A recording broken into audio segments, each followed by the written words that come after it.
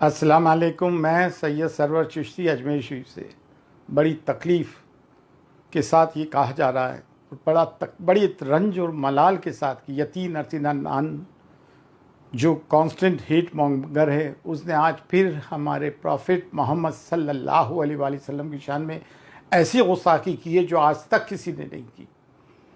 कहते हुए हमारी ज़बान लरज़ जाती है। उसने कहा है जो ईविल रावण, जो ईविल का प्रतीक है, जो पर्सोनिफिकेशन है ईविल का, उसका पुतला ना जलाओ और मोहम्मद का पुतला जलाओ। माज़अल्लाह माज़अल्लाह। जो गला फाड़ फाड़ के तकरीरें करते हैं कि 1 लाख रुपए 2-2 लाख रुपए तकरीरों के लेते हैं, वो कहाँ हैं वो सादात जो दरगाहों और खानकाहों पे बैठे हुए और बड़े बड़े नजराने लेते हैं। सिवाय दरगाह शरीफ अजमेर के इस तरह से बाबांगे दोहल आवाज़ ही नहीं उठती है, चाहे वक्त का मामला हो या कोई और मामला हो। कभी ये कहा जाता है कि दरगाह अजमेर शरीफ में हुजूर गरीब नाज के यहाँ मंदिर है और उस पर केस डाला जाता है, जो अभी खैर अभी एक्सेप्ट तो नहीं हुआ है, और इस किस्म की बातें करी जाती है। The entire Muslim world, the entire Muslim उम्मा should take cognizance of it. और प्राइम मिनिस्टर नरेंद्र मोदी को ये बात बताना चाहिए।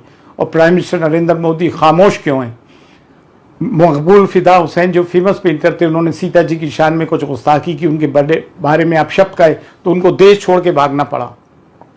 बांग्लादेश की तस्लीमा नसरीन ने इस्लाम के बारे में कुछ गलत कहा तो उसको इंडिया में वेलकम किया गया। वो मनूस तारिक फतेह मर गया, वो इस्लाम के लिए अनशन बातें करता था तो उसको बाकायदा स्पेस दी जाती थी हमारे इलेक्ट्रॉनिक मीडिया पे। मुस्लिम बैशिंग करते हैं। ये मुसलमानों की जो एक वो रही कि हिकमत अमली से काम लो, अभी वक्त बुरा है, अभी कुछ मत बोलो, हर चीज़ को तश्तरी में दे के आ गए। आज उस सब के नताइज हमें भुगतना पड़ रहा है।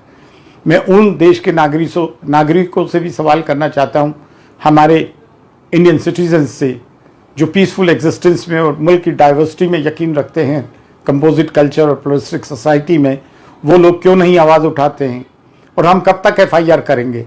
कितनी सारी नुपुर शर्मा आज तक अरेस्ट नहीं हुई, महाराजगिरी और राणे, कितनी FIR करेंगे? हमारा बच्चा छोटी सी बात कर देता UAPA में बंद कर दिया जाता है। सुप्रीम कोर्ट को इस चीज़ के बारे में कॉग्निजेंस देना चाहिए और इसके खिलाफ सख्त से सख्त जितनी कार्रवाई हो सके करें और इसको UAPA में बंद किया जाए। जब भी इलेक्शन आते हैं इस तरह की बातें होती हैं और ये जब तक ऊपर से सर पे हाथ नहीं हो तो ये चीज़ें नहीं अंजाम दी जाती है। और वो लोग कहाँ हैं कि अब इसमें भी लोग कह देंगे अरे खामोश रहो, क्यों बात को बढ़ा रहा हो? लानत उन मुसलमानों पे जो इतनी बड़ी बात होने पे भी अगर हम जैसे लोगों पे इल्ज़ाम तराशी करें और हमको कहें कि हमारी वजह से नुकसान हो रहा है कौम को, हम बांटने की बात कर रहे हैं। अरे हमारे नबी की शान में गुस्ताखी हो रही है तो हमारा डेमोक्रेटिक और कॉन्स्टिट्यूशनल राइट है कि हम वॉइस रेज करें। कुछ हैं हमारे बदबख्त जो इस तरह की बातें करते हैं। 2 साल पहले भी मेरी मीडिया ट्रायल हुई, वही बात थी। मैंने नामों से रसूल सल्लल्लाहु अलैहि वसल्लम पे आवाज़ उठाई थी, गरीब नाज की इज्जत पे जब बात आई थी उस पर उठाई थी, तो कुछ लोगों ने उस पर भी इल्ज़ाम लगाया कि वक़ार गिरा दिया और ये कर दिया। ये हुजूर की नामूस की बात है, इतनी बड़ी बात हो गई, हम कैसे खामोश रह सकते हैं? ये नाइबुन नबी अताए रसूल की दरगाह है और अगर हम सादात होकर, खुदा में ख्वाजा और चिश्ती होकर इस बात को नहीं आवाज़ उठाएंगे तो फिर कौन उठाएगा? फिर हमने कैसे नमक का हक अदा किया? हमने कैसे खुद्दाम होने का हक अदा किया? मैं आप लोगों से सवाल करता हूँ एंड पूरे मुस्लिम वर्ल्ड की उम्मा को इस पे कॉग्निजेंस लेते हुए और प्राइम मिनिस्टर ऑफ इंडिया को लिखना चाहिए कि इनफ इनफ इज़ इनफ। फी अमानिल्लाह। अल्लाह हाफिज़।